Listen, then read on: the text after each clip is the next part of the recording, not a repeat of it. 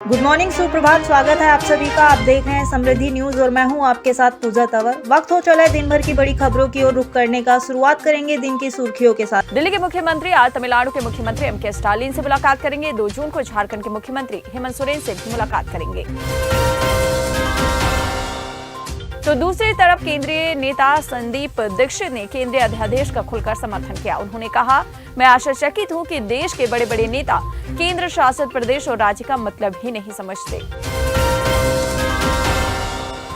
BJP के लिए बिहार कितना महत्वपूर्ण है, इस बात का अंदाजा इस बात से लगाया जा सकता है कि बीजेपी के चाणक्य कहे जाने वाले अमित शाह पूरे महीने बिहार में सक्रिय रहेंगे। तो एक तरफ जहां नीतीश कुमार के नेतृत्व में 12 जून को बीजेपी विरोधी दलों का सियासी महाजुटान हो रहा है, तो वहीं एक रैली को नरेंद्र मोदी संबोधित करेंगे, जबकि 3 रैलियों में बीजेपी के बड़े नेता बिहार पहुंचेंगे। यूनाइटेड वर्ल्ड रेसलिंग ने दिल्ली पुलिस के साथ हाथापाई के बाद प्रदर्शनकारी पहलवानों के साथ किए गए व्यवहार और 28 मई को उन्हें हिरासत में लिए जाने की निंदा की, साथ ही WFI को निलंबित करने की भी धमकी दी। वहीं ब्रजभूषण पर यौन उत्पीड़न के आरोपों की जांच पर भी UWW ने निराशा जताई। इसके साथ ही उन्होंने अधिकारियों से निष्पक्ष जांच का आग्रह किया। 4 जून को सोनीपत जिले में भी किसानों की तरफ से पहलवानों के समर्थन में महापंचायत का ऐलान किया गया है। सभी से आगामी रणनीति को लेकर सलाह मशवरा किया जाएगा। तो इसी बीच ब्रजभूषण भी ताकत दिखाने में जुटे हैं। 5 जून को अयोध्या में विशाल जनचेतना महारैली का आयोजन करने जा रहे हैं। संजय राउत ने पीएम मोदी और बीजेपी सरकार पर हमला करते हुए कहा कि राहुल गांधी ने जो सवाल उठाए वो देश के सवाल है। कुश्ती खिलाड़ी बता रही हैं कि उनके साथ क्या हुआ, कोई सुनने वाला नहीं। हम जो कहें कानून, हम जो लिखें गुनाह। संजय राउत ने कहा कि 2024 के बाद इस देश में गठबंधन की सरकार होगी। ब्रजभूषण के खिलाफ यौन उत्पीड़न का आरोप लगाने वाली नाबालिग पीड़िता की पहचान उजागर करने के मामले में दिल्ली महिला आयोग ने दिल्ली पुलिस को समन भेज दिया है। राकेश टिकैत ने पहलवानों से अपना फैसला 5 दिन के लिए टालने को कहा। इसी बीच स्मृति ईरानी ने पूछा कि बबीता फोगाट प्रदर्शनकारी पहलवानों का समर्थन क्यों नहीं कर रही, जो उनके परिवार की सदस्य हैं। तो इस पर सुप्रिया श्रीनेत ने स्मृति ईरानी पर तंज कसा। श्रीनेत ने ट्वीट किया कि इसका मतलब जवाब देने से पहले ये मत भूलिए कि आप भी एक बेटी की मां हैं। दरअसल आपको बता दें, जंतर मंतर पर शुरू हुए पहलवानों के विरोध के दूसरे चरण में बीजेपी सांसद और पूर्व पहलवान बबीता फोगाट दूर नजर आईं, जबकि इस साल की शुरुआत में ही पहले चरण में बबीता ने सरकार और प्रदर्शनकारियों के बीच मध्यस्थ का काम किया था। ड्रग्स के खिलाफ पूरे पंजाब में पंजाब पुलिस का ऑपरेशन क्लीन लॉन्च हुआ। पंजाब के 28 जिलों में 2300 स्थानों पर पंजाब पुलिस की छापेमारी जारी है।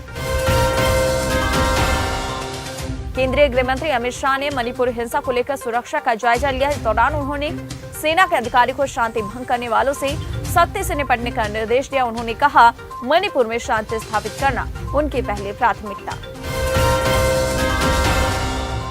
कांग्रेस नेता राहुल गांधी मंगलवार को अमेरिका पहुंच गए। सैम पित्रोदा ने उनका सैन फ्रांसिस्को में स्वागत किया। बता दें, पित्रोदा कांग्रेस के विदेश मामलों को देखते हैं। उनको भारत की दूरसंचार क्रांति का जनक भी कहा जाता है। इस दौरान सैम पित्रोदा ने कहा कि हमारे देश की संस्थाएं कब्जे में, उन्हें काम नहीं करने दिया जा रहा है। भारत में बेरोजगारी एक बड़ी समस्या। हमारे लिए राहुल गांधी जैसे युवा माइंड की जरूरत है जो देश को चला सके। उधर के चंद्रशेखर राव दूसरे दलों के नेताओं को बीआरएस में शामिल करने की मिशन पर है। माना जा रहा है कि वो मध्य प्रदेश का आगामी विधानसभा चुनाव लड़ने का प्लान बना रहे हैं। असदुद्दीन ओवैसी ने मंदिरों को दिए जा रहे फंड को लेकर तेलंगाना की के चंद्रशेखर राव सरकार पर हमला बोला और कहा, ये सरकार हजारों करोड़ रुपए मंदिरों पर खर्च कर रही है, लेकिन इस्लामिक सेंटर का निर्माण आज तक नहीं हुआ। असदुद्दीन ओवैसी ने केंद्र सरकार पर भी निशाना साधा और कहा कि केंद्र सरकार में अगर दम है तो वो चीन पर सर्जिकल स्ट्राइक करके दिखाए। दक्षिण में बीजेपी के दुर को अगर कांग्रेस ढहा पाई तो कई गारंटियों की बड़ी भूमिका रही। अब ये वादा कांग्रेस के लिए गले की फांस बन गई है। दरअसल बीजेपी और जेडीएस ने इन गारंटियों को पूरा करने के लिए कांग्रेस पर दबाव बनाना शुरू कर दिया है। कर्नाटक में कांग्रेस पिछली सरकार के फैसलों को पलट सकती है। 2 दिन पहले शिक्षाविदों ने सीएम सिद्धरामैया से मुलाकात कर उनको ज्ञापन सौंपा था। राज्य के शिक्षा मंत्री ने कहा कि कांग्रेस नेता ऐसा फैसला लेगी जिससे सभी छात्रों को लाभ होगा। हम बात कर रहे हैं हिजाब विवाद को लेकर। इनेलो नेता अभय चौटाला ने एक बार फिर भाई अजय चौटाला और भतीजों पर हमला बोला और कहा कि बीजेपी की सरकार बनने में सबसे ज्यादा दोषी जेजेपी है। भारत सरकार ने देश के 40 मेडिकल कॉलेजों पर बड़ी कार्रवाई की। सूत्रों से मिली जानकारी के मुताबिक ये कॉलेज गुजरात, असम, पांडुचेरी, तमिलनाडु, पंजाब, आंध्र प्रदेश, त्रिपुरा और पश्चिम बंगाल के हैं। इन कॉलेजों में कई तरह की कमियां पाई गई। इसके बाद नेशनल मेडिकल कमीशन ने इन कॉलेजों की मान्यता रद्द करने का फैसला किया। एनसीईआरटी की किताबों में खालिस्तान के जिक्र को हटाया जाएगा। दरअसल पिछले महीने शिरोमणि गुरुद्वारा प्रबंधक कमेटी ने national council of educational research and training को एक चिट्ठी लिखी थी। इसमें उन्होंने मांग की थी कि 12वीं क्लास की किताब से खालिस्तान के जिक्र को हटाया जाए। कर्नाटक और तमिलनाडु के बाद अमूल दूध के खिलाफ लड़ाई महाराष्ट्र तक पहुंच गई है। मंत्री राधाकृष्ण बी.के. पाटिल ने दूध उत्पादक संघों से अमूल के खिलाफ खड़े होने की अपील की। आपको बता दें, इससे पहले महाराष्ट्र के मशहूर दूध ब्रांड गोकुल दूध उत्पादक संघ के अध्यक्ष अरुण ने अहमदनगर में वी.के. पाटिल से मुलाकात की थी। एक्टर और सांसद रवि किशन ने बताया कि उनका गोरखपुर में एक फिल्म सिटी बनाने का सपना है। उन्होंने कहा कि वो 150 एकड़ तक एक फिल्म सिटी बनाने का ऐलान कर रहे हैं, जो एक रीजनल फिल्म सिटी होगी।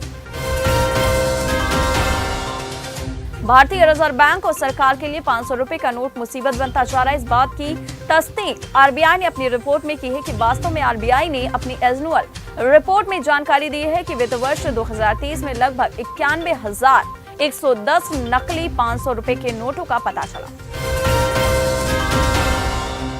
बिना पहचान बताए बैंक में 2000 का नोट बदलने का मामला सुप्रीम कोर्ट पहुंच गया है।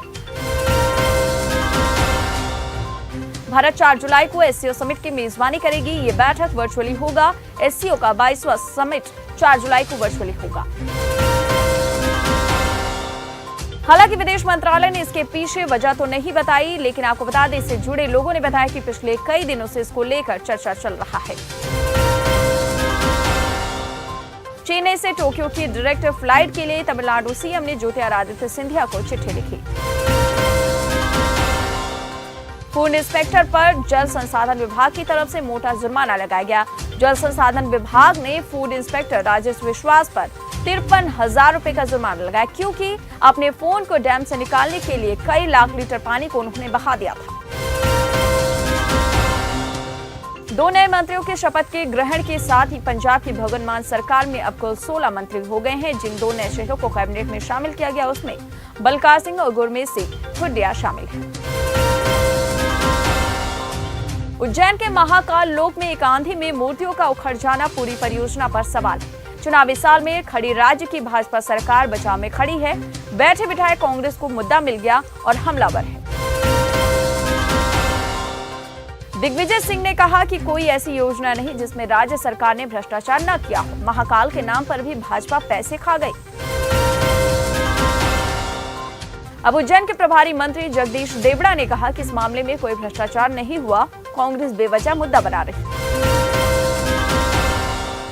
तो कमलनाथ ने भाजपा सरकार पर हमला बोला और वे कहते हैं कि कांग्रेस सरकार ने जब महाकाल मंदिर परिसर में भव्य निर्माण का संकल्प लिया था, तब कल्पना ही नहीं की थी कि इस प्रोजेक्ट के निर्माण में गंभीर अनियमितता सामने आएगी। कांग्रेस नेता दिग्विजय सिंह ने नई संसद भवन के डिजाइन को कॉपी कैट कहा। टीएमसी के सांसद जवाहर सरकार ने कहा, नई संसद की नकल अफ्रीकी देश सोमालिया की पुरानी संसद से की गई। बीजेपी के वरिष्ठ नेता सुब्रमण्यम स्वामी ने एक सर्वे के हवाले से दावा किया है कि अगर आज चुनाव हो जाए तो महाराष्ट्र में बीजेपी की बुरी तरह से हार होगी। महाविकास अघाड़ी बड़े आराम से बीजेपी और शिंदे की शिवसेना को धूल चटा देगी। दान में रामराज और हिंदू राष्ट्र दे देना सनातनियों के सामने टिकने वाला कोई नहीं। बाबा बागेश्वर बोले कि जिस दिन यहाँ के लोग हिंदू मस्तक पर तिलक लगाकर सड़क पर निकलने लगेंगे, उस दिन भारत हिंदू राष्ट्र हो जाएगा। नासिक में रेलवे पुलिस ने बड़ी कार्रवाई करते हुए बच्चों की तस्करी की एक बड़ी घटना का भंडाफोड़ किया। दानापुर पुणे एक्सप्रेस से बिहार से महाराष्ट्र लाए जा रहे 59 बच्चों को आरोपियों के चंगुल से छुड़ाया गया। पश्चिमी यूपी के मुसलमानों का रिएक्शन बढ़ा देगा माया अखिलेश की टेंशन। दरअसल सहारनपुर के मुसलमानों ने कहा, पहले की सरकार और आज की सरकार में जमीन आसमान का फर्क है। योगी और मोदी सरकार ने जो किया किसी ने नहीं किया। केंद्रीय स्वास्थ्य मंत्रालय ने ओटीटी प्लेटफॉर्म पर तंबाकू विरोधी चेतावनी के लिए नए नियमों की अधिसूचना जारी की है। अब तंबाकू विरोधी चेतावनी संदेशों को दिखाना अनिवार्य किया गया है। बॉम्बे हाईकोर्ट ने 26 हफ्ते के ब्रूड का गर्भपात कराने की मंजूरी दी। सुप्रीम कोर्ट के फैसले का दिया हवाला। The Rajasthan board of secondary education RBSE की तरफ से कक्षा 5वीं की बोर्ड परीक्षा का रिजल्ट आज घोषित होने वाला है। उधर उत्तर प्रदेश संयुक्त पॉलिटेक्निक प्रवेश परीक्षा का एडमिट कार्ड आधिकारिक वेबसाइट JEECOP.admission.nic.in पर जारी किया जाएगा। परीक्षा 1 जून यानी 2023 से ही शुरू हो रही है। तो आज की बात बस यहीं तक। कल फिर होगी मुलाकात। जय हिंद, जय भारत।